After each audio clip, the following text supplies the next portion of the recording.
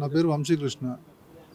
అంటే నన్ను పంజాగుట్ట పోలీసులు ఈ ఫోన్ ట్యాపింగ్ విషయంలో ఎంక్వైరీ అని చెప్పేసి విట్నెస్ కింద పంజాగుట్ట పోలీసులు ఫోన్ ట్యాపింగ్ విషయంలో ఎంక్వైరీ అని చెప్పేసి గత 15 రోజుల నుంచి నన్ను ఎంక్వైరీ పేరుతో పిలుస్తూ ఉన్నారు. నేను ఇప్పటికీ ఒక 3 సార్లు వాళ్ళు పిలిచిన ప్రతిసారి నేను వెళ్ళి అటెండ్ అయ్యాను. వాళ్ళకి సహకరించిన, వాళ్ళు చెప్పిన విధంగా వాళ్ళు ఏ టైంకి రమ్మంటే ఆ టైంకి అటెండ్ అయినా. బట్ కాకపోతే ఏంటంటే మొన్న 15th రోజు నన్ను పిలిచి ఇట్లా లాయర్ ద్వారా నోటీస్ ఇచ్చి నువ్వు ఆ ఎంక్వైరీకి విట్నెస్ కోసం అని అటెండ్ కావాలని చెప్పేసి అన్నారు. వెళ్ళాను, అటెండ్ అయ్యాను. ఇంకా అటెండ్ అయిన రోజు పోలీసులు డే 1 నుంచి కూడా చెప్పేది ఒకటే ఏంటంటే మచ్చవేణు గోపాల్ రెడ్డి అనే అతను నీకు ఎందుకు కాల్ చేశాడు, ఆయనకు అగెనెస్ట్గా స్టేట్మెంట్ ఇవ్వాలి, హరీష్ రావు సార్కి అగెనెస్ట్గా స్టేట్మెంట్ ఇవ్వాలి. దేని గురించి సార్ అంటే నువ్వు ఫోన్ ట్యాపింగ్ విషయంలో చక్రధర్ గౌడ్ విషయంలో ఆయనకు అగెనెస్ట్గా చెప్పాలని చెప్పేసి అని అంటారు. అంటే నేను జరిగిన విషయాన్ని నేను ఎట్లా చెప్తా అని ముందు నుంచి చెప్పింది ఒకటే. సో నాకు ఇప్పుడు పోలీసుల గురించి నేను అగెనెస్ట్గా చెప్పట్లేదు. సో ఇంత పర్సనల్గా తీసుకొని నాలాంటి మధ్యతరగతి కుటుంబం నుంచి వచ్చి ఒక జాబ్ చేసుకొని బతికే నాలంటోని ఇంత ఇబ్బంది పెడితే ఏమొస్తుంది సార్? ఇప్పుడు నాకు చెప్పి మరీ చేశారు డీసీపీ సార్. మొన్న సాటర్డే రోజు ఏసీపీ గారు ఫస్ట్ ముందు నుంచి కూడా నువ్వు ఇప్పటివరకు గవర్నమెంట్ డిపార్ట్మెంట్లో పనిచేస్తున్నావు కాబట్టి నీకు సపోర్ట్ నీకు నార్మల్గా ఎంక్వైరీ చేస్తున్నాం. నువ్వు కానీ వాళ్ళకి అగెనెస్ట్గా స్టేట్మెంట్ ఇవ్వకపోతే ఈరోజు నీ నైట్ వరకు ఓవర్ నైట్ నీ లైఫ్ మొత్తం లేకుండా చేస్తాం, నీ జాబ్ లేకుండా చేస్తాం, నీ ఉద్యోగంలో కూడా నిన్ను మొత్తం ఒక చీటర్ని లాగా క్రియేట్ చేస్తామని చెప్పేశారు. అట్లా చెప్పినట్టే నేను మార్నింగ్ లేచి నాకు అంత యాక్సెస్ లేకుండా ఇంకా మార్నింగ్ నన్ను జైల్లో పెట్టారు. నేను కూడా లైట్ తీసుకొని పట్టించుకోలేదు. బట్ ఏదో రకంగా నేను న్యూస్ ఛానల్లో న్యూస్ పేపర్ చూసినప్పుడు నాకు ఎంత లిటరల్గా అంటే నేను ఒక ఏడవాల్సిన పరిస్థితి, నా లైఫ్ పోవాల్సిన పరిస్థితి. ఇంత దారుణంగా నన్ను క్రియేట్ చేస్తే ఏమొస్తుంది? డీసీపీ విజయ్ కుమార్ సార్ దగ్గర నుంచి నాకు ఏసీపీ మోహన్ కుమార్ సార్ దగ్గర నుంచి నాకు కొంచెం ప్రాణహాని ఉంది సార్. నాకు పోలీసులు అంటే నాకు అగెనెస్ట్ కాదు, నాకు పోలీసులు అంటే చాలా గౌరవం ఉంది. నేను ఎప్పుడు కూడా ఇంతవరకు మా ఫ్యామిలీలో ఎవరం కానీ ఒక మధ్యతరగతి ఫ్యామిలీ పోలీస్ స్టేషన్కి ఎక్కిన దాఖలాలు కూడా లేవు మా ఫ్యామిలీలో. సో ఫస్ట్ టైం నన్ను ఒక క్రిమినల్ లాగా ట్రీట్ చేసి, నన్ను ఒక టెర్రరిస్ట్ లాగా ట్రీట్ చేసి వెనకాల నుంచి తీసుకుపోవడం, ఎవరికి కనిపించకుండా చేయడం, పంజాగుట్ట పోలీసులు ఇంత దారుణంగా ట్రీట్ చేస్తారు అనుకోలేదు.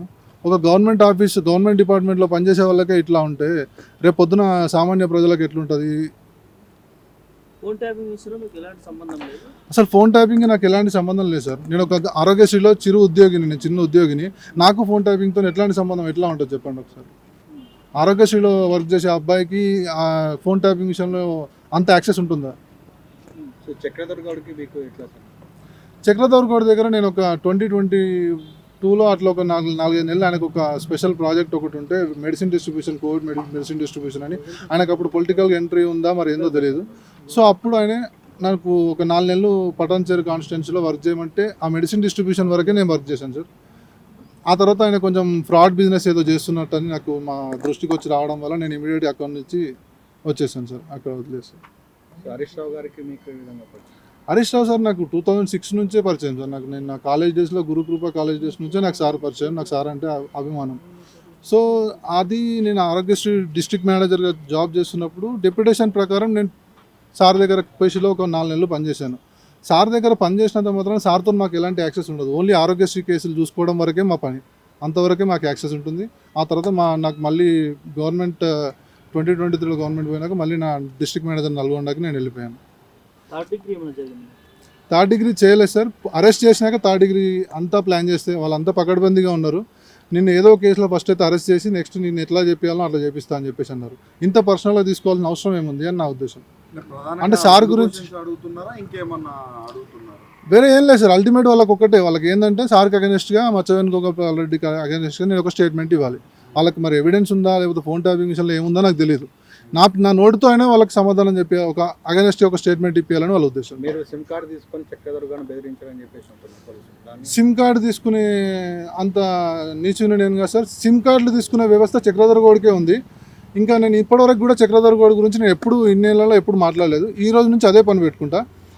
దాదాపు కొన్ని వేల మందిని మోసం చేసి ఇప్పుడు ఆయన సంపాదించుకున్న పైసలు, ఇప్పుడు సంపాదించుకున్న డబ్బులన్నీ, ఇప్పుడు ఖర్చు పెడుతున్న డబ్బులన్నీ ప్రతి ఒక్క నిరుద్యోగి దగ్గర సంపాదించుకున్న పైసలే.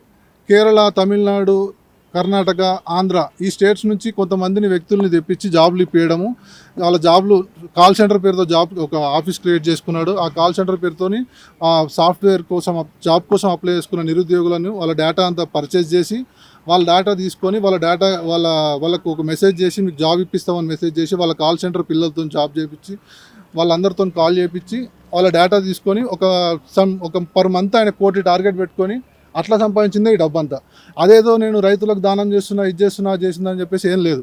ఆయన తీసుకున్న దాంట్లో ఒక 5% కూడా దానం చేయలేదు. అట్లా కొన్ని వేల మంది దగ్గర, కొన్ని లక్షల మంది దగ్గర మోసం చేసి సంపాదించిన పైసలే ఈరోజు ఆయన దగ్గర ఉన్న పైసలు. ఇప్పుడు మీరు చక్రధర్ గౌడ్ బాధితులకి బాసటగా నిలుస్తుంటారు మీరు మరి? నేను 100% ఆయన వల్ల ఎవరైనా కష్టపడ్డ, ఆయన వల్ల ఎవరైనా విక్టిమ్స్ ఎవరైనా ఉన్నా నేను వాళ్ళందరికీ సహాయం చేయడానికి రెడీ ఉన్నా. అది ఆయన దగ్గర పనిచేసే ఒక 40-50 మంది ఉంటారు. వాళ్ళందరూ డేటా కనుక్కొని వాళ్ళని ఎంక్వైరీ చేస్తే డీటెయిల్గా నన్ను ఎంత అయితే ఎంక్వైరీ చేసిరో వాళ్ళని కూడా తీసుకొచ్చి ఎంక్వైరీ చేస్తే క్లియర్గా ఎవరు ఎట్లాంటి వాళ్ళు అనేది తెలిసిపోతుంది. పోలీసులు ఏమో ధమ్కి ఇచ్చారు? ధమ్కి అంటే ఏం లేదు సార్, ఒకటే విషయం వాళ్ళు చెప్పేది ఒకటే, నువ్వు ఏదున్నా నిన్ను ఏ కేసులో అయినా ఇరికిచ్చైనా వీళ్ళకి అగెనెస్ట్గా స్టేట్మెంట్ ఇప్పించాలి. డే 1 నుంచి ఎండ్ ఆఫ్ ది డే నాకు 4th రోజు వరకు కూడా, నాకు 15th రోజు వరకు అరెస్ట్ చేసే రోజు వరకు కూడా ఇదే పని వాళ్ళకి. నన్ను పిలిపియడము అదే. నా భార్య పిల్లల్ని నేను సెకండ్ టైం నేను మన పంజాగుట్ట పోలీస్ స్టేషన్ అటెండ్ అయినప్పుడు, నేను మా ఫ్యామిలీ ఫంక్షన్ ఉండి అటెండ్ అయ్యి వస్తున్నప్పుడు మా భార్య పిల్లలు నాతో ఉన్నారు. వాళ్ళని ఇంటి దగ్గర దింపేసి వస్తా అన్న కూడా వినకుండా నన్ను పోలీస్ స్టేషన్ రమ్మన్నారు. 10 నిమిషాల్లో ఏసీపీ గారు మీతో మాట్లాడతారు, మళ్ళీ పంపిస్తారని ఎస్ఐ గారు నాకు కాల్ చేశారు. సార్ మా పిల్లలు ఉన్నారని చెప్పినా వినలేదు, తొందరగా వచ్చి మళ్ళీ వెళ్ళండి అన్నారు. నాకు ఈవినింగ్ 7 నుంచి నైట్ 1:30 వరకు నా పిల్లలు అక్కడనే పోలీస్ స్టేషన్లో ఉన్నారు. 2.5 years పాప ఒకరు, 3.5 years పాప ఒకరు. అంత ఆడపిల్లలు మోషన్ వేరు, వాళ్ళు ఏం తినలేదు. ఆ డైపర్ చేంజ్ చేసే ఛాన్స్ కూడా మా వైఫ్కి లేకుండా ఉంది. ఇట్లాంటి సంస్కృతి ఇప్పుడు మనం చేసేది. ఇట్లా మా ఒక మధ్యతరగతికి ఇంత టార్చర్ చేసి ఏమొస్తుంది? నేను ఇప్పటివరకు కూడా నేను గవర్నమెంట్కి అగెనెస్ట్గా మాట్లాడలేదు, మన పోలీసులకు అగెనెస్ట్గా మాట్లాడలేదు. ఇట్లా నాలాంటి వాళ్ళని ఇంత ఇబ్బంది పెడితే వాళ్ళకి ఏమొస్తుంది? ఇప్పుడు ఏసీపీ గారికి, డీసీపీ గారికి ఏమొస్తుంది ఇంత ఇబ్బంది పెడితే? అయితే కొన్ని ఛానల్ లోపల పని కట్టుకొని మీరు ఆరోగ్యశ్రీ ఉన్నప్పుడు కొన్ని కోట్ల రూపాయలు స్కామ్ చేశారని చెప్పి ప్రచారం చేస్తున్నారు. అది ఎంత నిజం? ఒక్క స్కామ్ చేసినట్టు ఒక్కటి ప్రూవ్ చేయండి సార్. ఒక ఆరోగ్యశ్రీలో పనిచేసే జిల్లా మేనేజర్కి అన్ని స్కామ్లు చేసే స్కోప్ ఉండదు, దానికి అంతా ఉండదు, ఆ వ్యవస్థ ఉండదు. మీరు ఒకసారి ఏదైనా నన్ను ప్రూవ్ చేయండి, దేనికైనా నేను రెడీ. ఇప్పుడు ఫేక్ సిమ్ కార్డులు ఏదో తీసుకున్నాడు, అన్ని అంతర్రాష్ట్ర ముఠాగా అని చెప్పేసి అన్నారు. నాకు అగెనెస్ట్గా నేను ఒక్క తప్పు చేసినట్టు నాకు చూపిస్తే నేను ఏ శిక్షకైనా నేను రెడీ. ఒక మధ్యతరగతి కుటుంబం నుంచి వచ్చిన వ్యక్తిని సార్. నాకు ఇంతకుముందు వరకు పోలీస్ స్టేషన్ పోయిన దాఖలాలు కూడా నాకు లేవు, నేర చరిత్ర అనేది మాకు లేదు. కొంతమంది మీరు హరీష్ రావుకి కొన్ని విషయాల్లో మీరు బినామీగా ఉన్నారని కూడా అంటున్నారు, దానికి తీసుకోండి సార్, మరి ఎంత ఉంటే అంత తీసుకోండి. మన వెనకాల అంత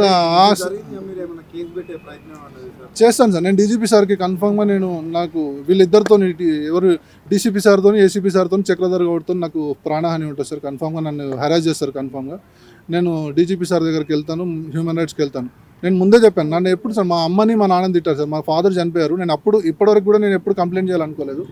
మా ఫాదర్ చనిపోయిన వ్యక్తి గురించి సార్ కొంచెం ఇష్టం వచ్చినట్టు మాట్లాడారు. మా అమ్మను ఇక నేను చెప్పలేని వాడిలో మా అమ్మ అని చెప్పి తిట్టారు. అట్లా తిట్టినప్పుడే నేను ఫిక్స్ అయ్యాను సార్. లేకపోతే నేను అఫిడవిట్ నేను కోర్టు నుంచి, జైలు నుంచి ఇవ్వాలనుకోలేదు. వాళ్ళు అట్లా అన్నారు కాబట్టి నేను ఇవ్వాల్సి వచ్చింది. అంత ర్యాష్గా నన్ను ట్రీట్ చేయాల్సిన అవసరం లేదు. నన్ను ఏదైనా ఎంక్వైరీ గురించి అంటే నేను వాళ్ళకి సపోర్ట్ చేసిన, వాళ్ళు అడిగిన ప్రతి క్వశ్చన్కి నేను ఆన్సర్ చేసిన. వాళ్ళకి అగెనెస్ట్ స్టేట్మెంట్ ఇవ్వాలంటే నాకేం అవసరం, నేను ఎందుకు ఇస్తాను? జరగని విషయం ఎట్లా ఇస్తాం? నేను కావాలంటే నా ఫోన్ ఇచ్చాను, నా కాల్ డేటా చెక్ చేసుకోమని చెప్పాను. నన్ను లై డిటెక్టర్ అనే ఆప్షన్ ఉంటుంది, అట్లా కూడా యూజ్ చేసుకోండి అని చెప్పాను. ఇంకా అంతకంటే ఏం చేస్తాం సార్? అంటే ఫ్యామిలీ మెంబర్స్ని కూడా తర్వాత సార్ ఫ్యామిలీ మెంబర్స్ తిప్పారు సార్. మా అమ్మని మా నాన్నని అయితే తిట్టారు సార్. నేను ఆ విషయంలో అట్టాను. మా ఫాదర్ చనిపోయారు కాబట్టి ఆయన గురించి ఎందుకు మాట్లాడుతున్నారు అని చెప్పేసి నేను గట్టిగా మాట్లాడితే నన్ను ఈరోజు నైట్ వరకు నీ లైఫ్ ఎట్లుంటుందో చూపిస్తాలే అని చెప్పేసి అని చెప్పి మరీ చేశారు సార్. లేదు సార్, కొట్టడం ఏం లేదు సార్, కొట్టడం ఏం లేదు. నన్ను మెంటల్గా చాలా హెరాస్ చేశారు సార్. నేను పోతాను సార్. ఇప్పుడు నా ఇజ్జత్, నా పరువు మొత్తం తీశారు. నన్ను డిపార్ట్మెంట్, నా జాబ్ పరంగా నన్ను స్టేట్ వైడ్ నా ఇజ్జత్, నా పరువు మొత్తం తీశారు. ఫర్దర్గా ఎట్లాంటి విషయానికైనా నాకు మాత్రం న్యాయం జరగాలి. నేను కన్ఫామ్గా నేను డీజీపీ సార్ని కలుస్తాను సార్. డీజీపీ సార్కి కంప్లైంట్ ఇస్తాను. గవర్నమెంట్లో ఉన్న పోలీస్ వ్యవస్థ మీద నాకు నమ్మకం ఉంది మేడం. పోలీస్ వ్యవస్థ మీద నాకు నమ్మకం. మా ఇంటికి సార్, నేను ఒక టెర్రరిస్ట్నా సార్. మా ఇంటికి 14th రోజు అని చెప్పేసి అంతకుముందు నుంచి వాళ్ళు ప్రతిసారి పిలిచిన ప్రతిసారి నేను వెళ్ళాను. మా ఇంటికి నోటీస్ చేశారంట సార్. అది ఎంతవరకు కరెక్ట్ సార్? ఒక టెర్రరిస్టా నేను? ఏమన్నా లేకపోతే దొంగగా నేను పారిపోయి ఏమైనా చేసిన నేరాలు ఉన్నాయి నాకు? Rented house sir. Rented house కింద సివిల్లో పోలీసులను పెట్టి నా పరువు తీస్తే ఏమొస్తుంది సార్? నేను ఏం చేసిన, ఎంత పెద్ద స్కామ్లు ఏం చేసిన? మరి నా బ్యాంక్ బ్యాలెన్స్ చూస్ చేసుకోండి, నా అన్ని స్టేట్మెంట్లు ఇచ్చిన, నా మొబైల్స్ ఇచ్చిన, అన్ని ఇచ్చిన, చెక్ చేసుకోమనండి సార్. నాకు అగెనెస్ట్గా ఒక్క కంప్లైంట్ ఉన్నా నేను ఏ శిక్షకనే నేను రెడీ ఉన్నాను సార్. సిమ్ కార్డు తీసుకొని అది చేస్తారు అని చెప్పేసి రాశారు సార్. వాటి గురించి మాత్రం నేను చిన్న ఎక్స్ప్లెనేషన్. నేను సిమ్ కార్డు తీసుకునే వ్యవస్థ మాకు లేదు సార్. ఫేక్ సిమ్ కార్డులు అసలు ఆ సంతోష్ కుమార్తో పరశురామ్తో నాకు సంబంధమే లేదు. ఎప్పటికీ నాకు వాళ్ళ కాంటాక్ట్ నెంబర్ కూడా, సంతోష్ కుమార్ కాంటాక్ట్ నెంబర్ కూడా నా ఫోన్లో లేదు. నాకు ఆయనతో అసలు ఎట్లాంటి అటాచ్మెంట్ లేదు. వాళ్ళతోనే ఏదో కేసు అల్లి నన్ను ఇంత ఇబ్బంది పెట్టాల్సిన అవసరం వాళ్ళకి ఏముందో నాకు తెలియదు మరి.